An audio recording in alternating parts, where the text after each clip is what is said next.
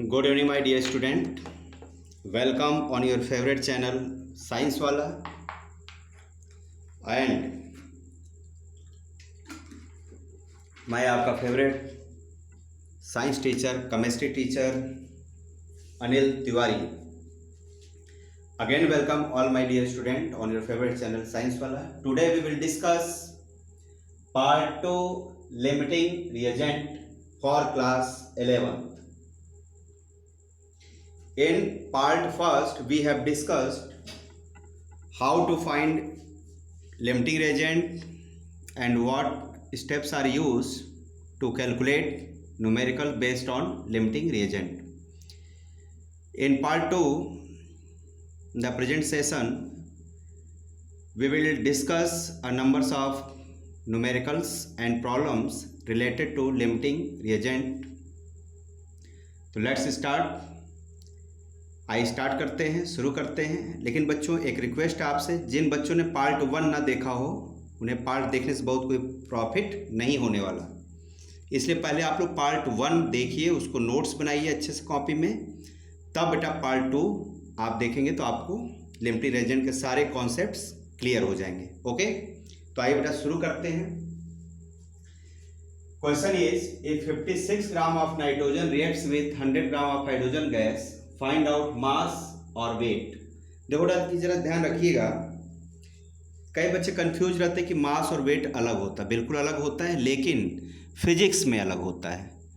Actually physics में हम लोग बेटा माइक्रो पार्टिकल, बड़े बड़े पार्टिकल्स का स्टडी करते हैं. स्टोन का करते हैं, बॉडी करते हैं, कार का करते हैं, मतलब हैवी पार्टिकल का करते हैं. Okay, but in chemistry we have discussed और studied of micro particles, means atoms, molecules, ions.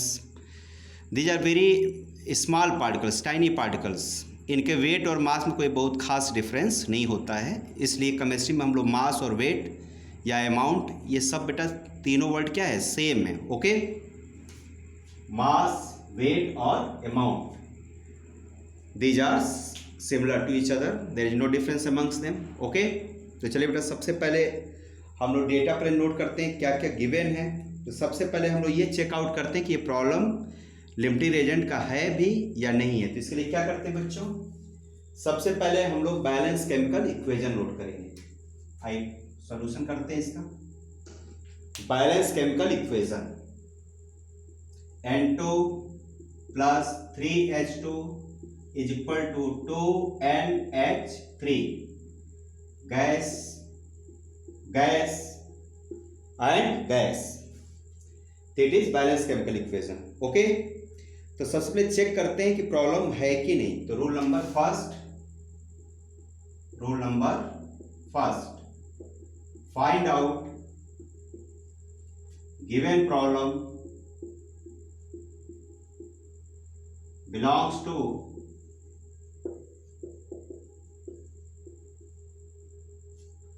LR और नॉट.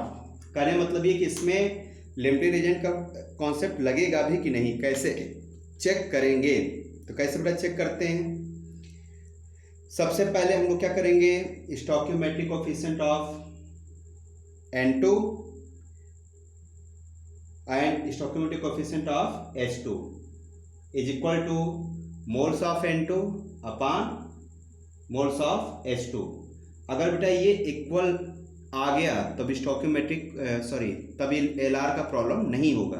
अगर नहीं आया इक्वल तो होगा. आइए चेक करते हैं. तो सबसे पहले बच्चों हम लोग क्या करते हैं, मोल्स पता कर लेते हैं. देखिए तो बताइए मोल्स ऑफ N2 कितना हो जाएगा, moles of N2, N for moles, कितना मास दिया हुआ है 56 ग्राम, डिवाइडेड बाई नाइट्रोजन का मोलर मास कितना होता है, नाइट्रोजन N2 है ना, तो एक N का होता है बच्चों 14 मास, एक का 14, तो N2 में 2 नाइट्रोजन है तो कितना हो जाएगा बच्चों 28 ग्राम पर मोल. ग्राम से ग्राम कैंसल, 2 मोल्स बेटा हो गया N. ओके, अब H2 का मोल्स पता करिए, मोल्स ऑफ H2 तो गिवन मास कितना है 100 ग्राम। 100 ग्राम डिवाइडेड बाई हाइड्रोजन का मोलर मास बताइए कितना होगा। तो H का बेटा जो मास होता है 1 होता है, एक हाइड्रोजन का 1, तो कितने H हैं 2 हैं। स्टोइकियोमेट्रिक कोफिशिएंट मत देखिए, जो आगे नंबर लिखा है इससे कोई मतलब नहीं, हमें सिर्फ H2 से मतलब, हमें सिर्फ N2 से मतलब। ओके, ये आगे क्या लिखा उससे मतलब नहीं होता मोलर मास में। ओके बच्चों, कितना हो जाएगा 2 ग्राम पर मोल, ग्राम से gram cancel, is equal to 50 moles.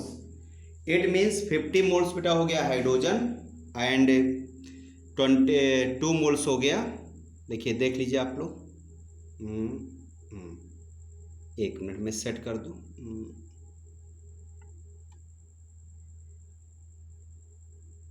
50 moles of hydrogen. Okay okay, तो आइए बेटा चेक करते हैं। आप बताइए स्टोइकियोमेट्रिक कोफिशिएंट ऑफ N2 कितना बच्चों, यहां पे स्टोइकियोमेट्रिक कोफिशिएंट कितना है 1। स्टोइकियोमेट्रिक कोफिशिएंट ऑफ H2 कितना कोफिशिएंट है 3। अब आप बेटा दोनों का रेशियो चेक कर लो, अगर इक्वल आ गया तो ये लिमिटिंग रिएजेंट का प्रॉब्लम नहीं होगा। चेक करिए, यहां चेक कर लेते हैं।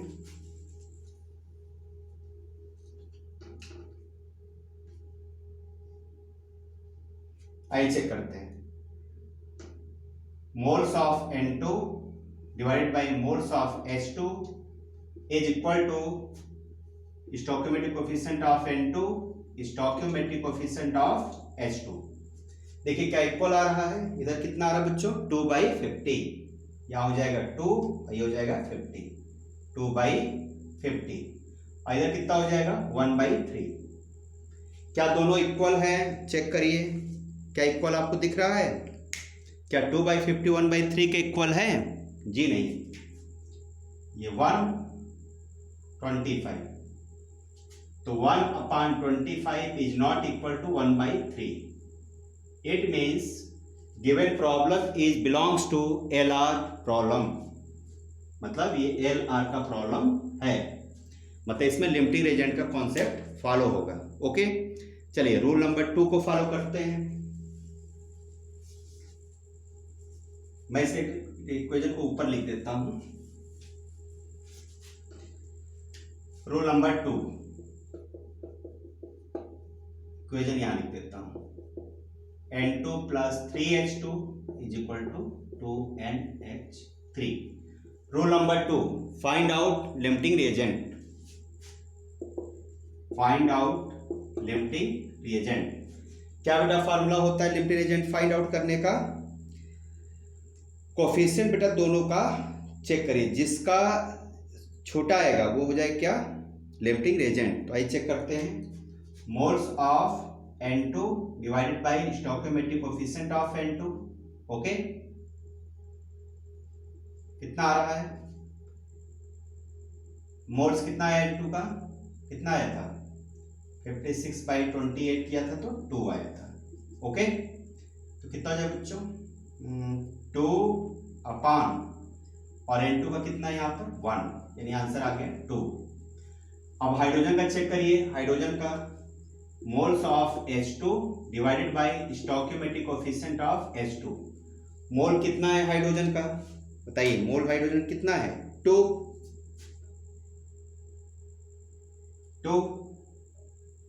मोल कितना आया था हाइड्रोजन का, याद करिए, देखिए दिमाग से उतर रहा है हमारे, बताइए हाइड्रोजन कितना आया था। मोल्स कितना था बच्चों, चेक करो, को दिमाग से उतर गया। हाइड्रोजन 100 ग्राम था ना, तो 100/2 यानी 50 आया था। ओके, तो 50 divided by stoichiometric coefficient of H कितना है 3। देखिए दोनों में बेटा छोटा कौन है, 2 छोटा है कि 50/3, बताइए सोच करके। जो छोटा होगा जिसका रेशियो, जिसका ये रेशियो छोटा हो जाएगा मोल्स अपॉन स्टोइकियोमेट्रिक कोफिशिएंट, वो क्या होगा लिमिटिंग रिएजेंट होगा। तो कौन सा छोटा बताइए? इसमें चेक करिए तो आ रहा 6, इधर चेक किया तो आ रहा 50, यानी कि ये बड़ा ये छोटा है। ये क्या हो गया? छोटा। ये क्या हो गया बच्चों? बड़ा हो गया। ओके, क्लियर हो रहा? इट मीन्स 2 जिसका होगा वो क्या होगा? Limiting agent. 2 किसका है? नाइट्रोजन का। It means nitrogen is limiting agent. I hope आप लोग को हमारी बात समझ में आ गई होगी। आइए नेक्स्ट कॉन्सेप्ट। अब सुनो बेटा, हमको पता करना है अमोनिया जो प्रोडक्ट बन रहा है इसका अमाउंट कितना होगा, यानी अमोनिया गैस का, हाइड्रोजन गैस, नाइट्रोजन गैस। तो कैसे बच्चों चेक किया जाता है? प्रोडक्ट कैसे चेक करेंगे? तो देखिए इसके लिए 2 मेथड होता है। पहले मैं एक एक मेथड आपको बताता हूं। पहले फर्स्ट मेथड समझिए। ओके, तो nitrogen is limiting agent and hydrogen is access reagent. इतनी बातें बेटा कंफर्म हो गई होंगी आप लोग को। अब देखिए जो भी बेटा प्रोडक्ट का अमाउंट डिपेंड करेगा, किस पे डिपेंड करेगा? लिमिटिंग रिएजेंट पर, because it consume completely in the reaction. Okay, तो इसको बच्चों देखो कैसे सॉल्व किया जाता है। हमेशा आप लिमिटिंग रिएजेंट को ध्यान रखिए, इसको ध्यान रखने की कोई जरूरत नहीं है। आप सुनिए ध्यान से। तो जो नाइट्रोजन है इसका पहले कोफिशिएंट आप लिख लीजिए। क्या? Moles of N2 divided by stoichiometric coefficient of N2 is equal to, ये रिलेशन बहुत ही इंपॉर्टेंट, इसको ध्यान रखिएगा, very important. Moles of H2 divided by stoichiometric coefficient of H2 is equal to moles of NH3 stoichiometric coefficient of NH3। तो बेटा ये एक रिलेशनशिप होता है। ओके, अब इससे आप कोई भी चीज तीनों में से मतलब रिएक्टेंट और प्रोडक्ट का अमाउंट फाइंड आउट कर सकते हैं। इधर फाइंड आउट करेंगे तो कंज्यूम पता चलेगा, इधर फाइंड आउट करेंगे तो फॉर्म पता चलेगा। इधर क्या पता चलेगा? Product form. इधर क्या पता चलेगा? Product reactant consume. तो कौन सा रिएक्टेंट बचा है? ये तो लिमिटिंग हो गया ना। लिमिटिंग के अलावा यानी कि रिएक्टेंट कौन सा है ये पता चलेगा। जो एक्सेसिव रिएजेंट यानी कि कितना कंज्यूम हुआ, इसके लिए आपको ये रिलेशनशिप याद रखना पड़ेगा। ओके, इसको हटा देंगे तो सिर्फ क्या पता चलेगा? Product form. और ये तो लिमिटिंग रिएजेंट है ही है, तो लिमिटिंग रिएजेंट पता थोड़ी किया जाता है, वो तो कंट्रोल कर ही रहा रिएक्शन को। ओके, तो आइए बेटा पता करते हैं कैसे पता चलेगा, ध्यान दीजिएगा।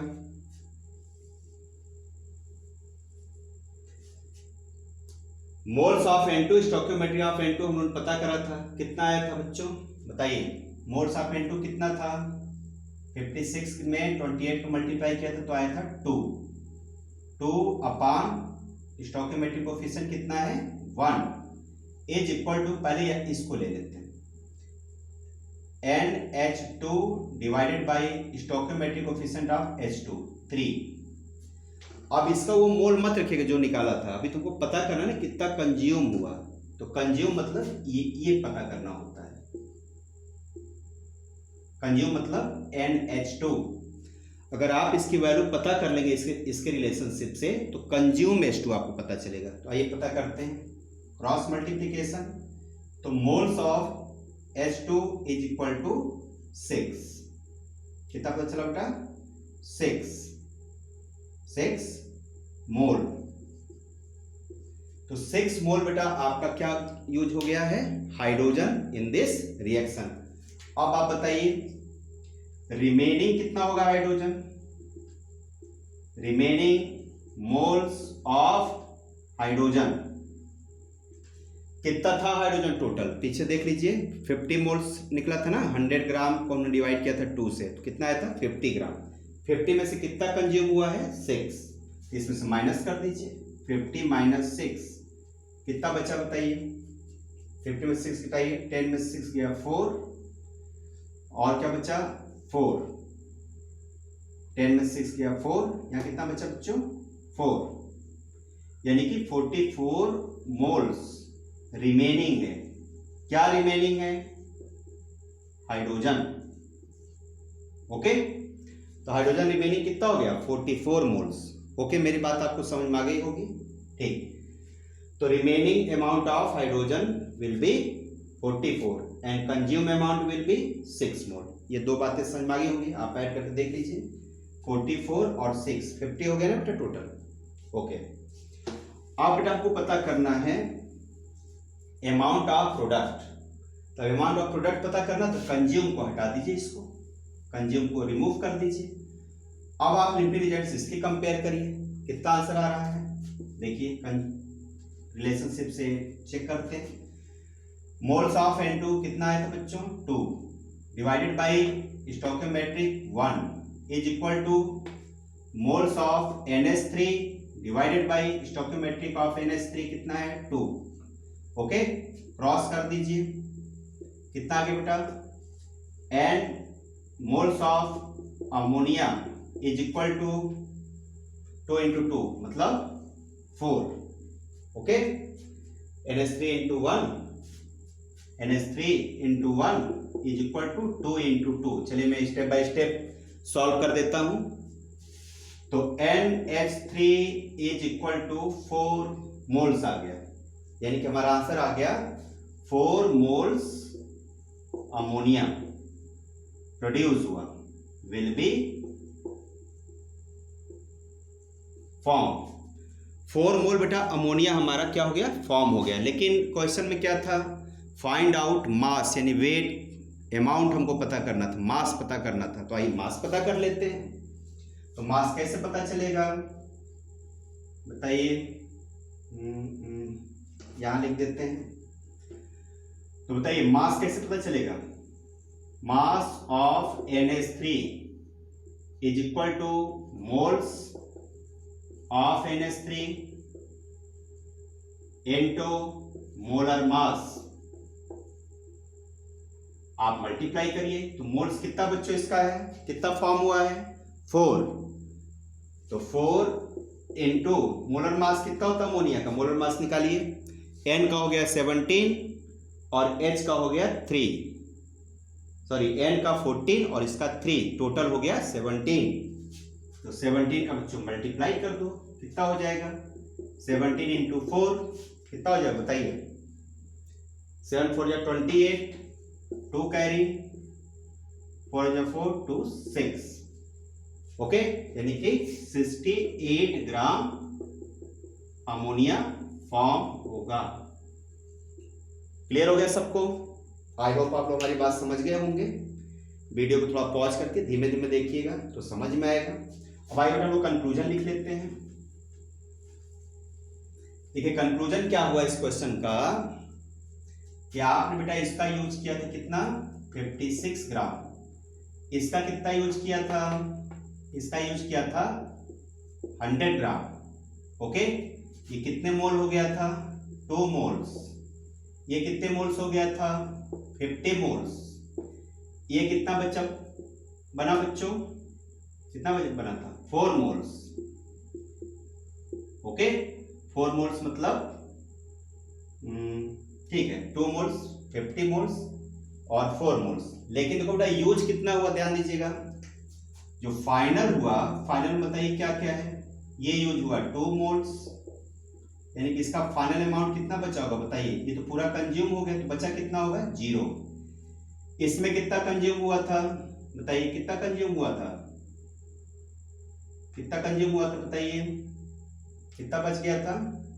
6 यूज हुआ था ना, 6 यूज हुआ था, 6 यूज हो गया था, 6 मोल्स यूज। रिमेनिंग कितना था? 44 मोल्स। ओके, और ये कितना फॉर्म हुआ था? 4 मोल्स। तो बताइए एक क्वेश्चन था कि मिक्सचर में क्या क्या बचा होगा। तो बताइए मिक्सचर में क्या बचा होगा लास्ट? मिक्सचर बताइए कितना होगा? रिएक्टेंट में ये 0, इसका बच गया 44। ओके, ये रिएक्टेंट का मास बच गया होगा कितना? 44 मोल्स। और इधर बच्चों क्या बचा होगा? बना था 4 मोल्स। यानी टोटल का एक लास्ट में मिक्सचर बताइए जो बना होगा उसमें क्या क्या होगा? तो 44 मोल्स हाइड्रोजन और 4 मोल्स ये, यानी कि टोटल 44 और 4 48 मोल्स का मिक्सचर होगा, जिसमें 44 मोल्स हाइड्रोजन होगा और 4 मोल्स अमोनिया गैस होगा। ये हमारा बेटा लास्ट मिक्सचर होगा। आई होप आप हमारी बात समझ गए होंगे। नहीं समझे होंगे तो फिर से कमेंट करिएगा, मैं बता दूंगा। और इस क्वेश्चन को बार बार रिपीट करिए, वेरी इंपॉर्टेंट क्वेश्चन। ओके, चलिए नेक्स्ट क्वेश्चन बेटा हम लोग स्टार्ट करते हैं। आज जरा इस क्वेश्चन को बेटा हम लोग थोड़ा समराइज करके इजीली समझ लेते हैं। आप लोग कंपेयर करके भी इसका आंसर बता सकते हैं। देखिए, जैसे हम लोग क्वेश्चन क्या था, N2 plus 3H2 is equal to 2NH3, ये था ना क्वेश्चन। बताइए इसमें अगर हम लोग बेटा इक्वेशन के हिसाब से पहले देखिए, सोचिए ध्यान से, ये कितने बेटा होगा बताइए, कितने ग्राम है, 28 ग्राम। और ये बेटा कितना होगा बताइए, 3 इंटू ये 2 हो जाएगा, यानी कि 6 ग्राम। और ये बेटा कितना बन रहा है, 2 इंटू 17 मतलब 34 ग्राम। ओके, चेक कर लीजिए, 28 plus 6 is equal to 34। Law of conservation of mass के हिसाब से भी सही है, law of conservation of mass के हिसाब से भी सही है ना। अब देखिए जो क्वेश्चन बेटा दिया था, अकॉर्डिंग टू क्वेश्चन कितना इसका मास दिया था बच्चों, 56। और ये क्या था, लिमिटिंग रिएजेंट। और ये क्या है, एक्सेसिव रिएजेंट। जो एक्सेसिव रिएजेंट होता है उसका अमाउंट बेटा हमेशा रिमेनिंग रह जाता है। ओके, तो बताइए अगर ये 56 है तो पूरा कंज्यूम हो जाएगा ना।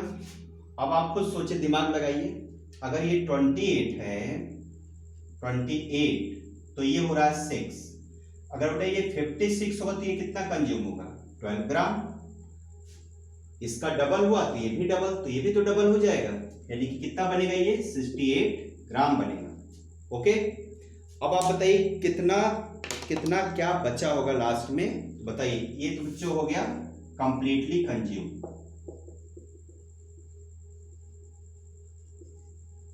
ओके, और ये बेटा सिर्फ यूज हुआ कितना, 12 ग्राम, तो रिमेनिंग कितना होगा,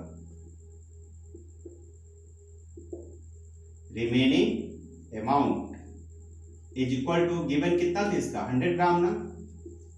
इसमें से 12 ग्राम बच्चों यूज हो गया, तो बचा कितना होगा, 88 ग्राम। 88 होगा ना, हाँ 88 ग्राम। ओके, बात हमारी समझ गए होंगे। और ये कितना बना, तो 68 ग्राम बना हुआ है।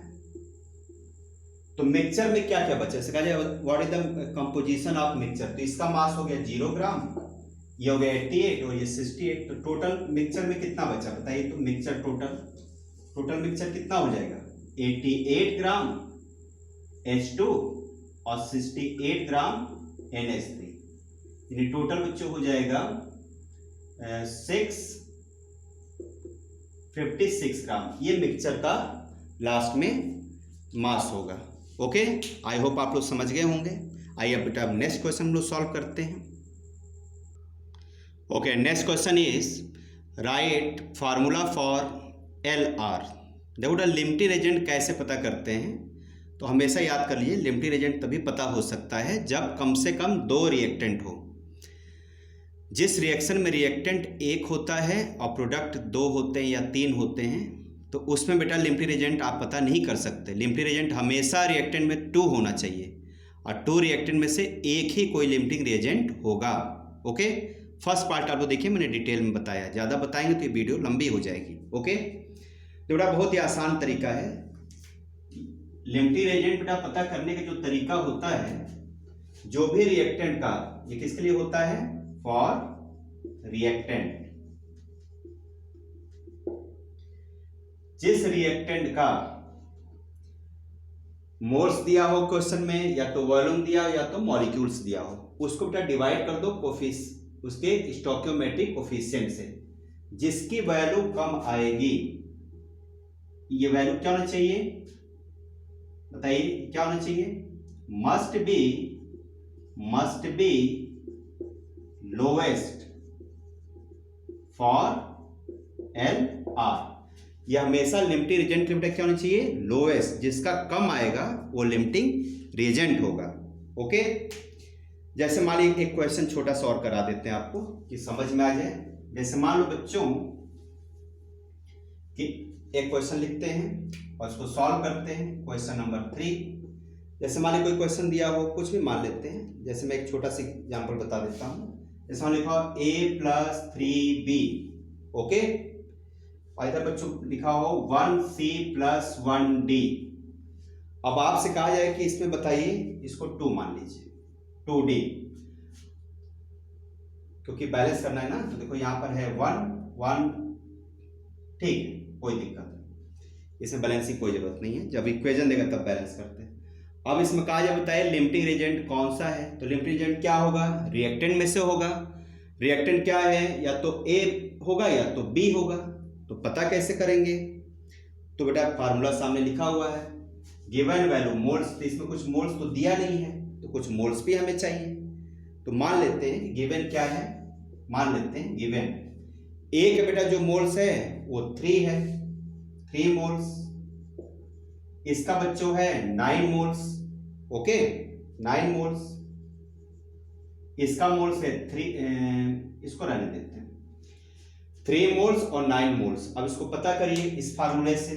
इसके लिए बताइए क्या है, गिवन वैल्यू, मतलब कि मोल्स दिया है ना, मोल्स, तो कितना हो जाएगा 3 डिवाइडेड बाई स्टोइकियोमेट्रिक कोफिशिएंट, यानी कि ये जो आगे लिखा हुआ है 1। इसके लिए बताइए मोल्स कितना है, 9 डिवाइडेड बाई 3, कितना आ गया बच्चों, इसका आंसर आ गया 3 और इसका भी कितना आ गया 3। तो बताइए क्या दोनों बराबर है, क्या दोनों इक्वल आ गया ना। देखो इसको कट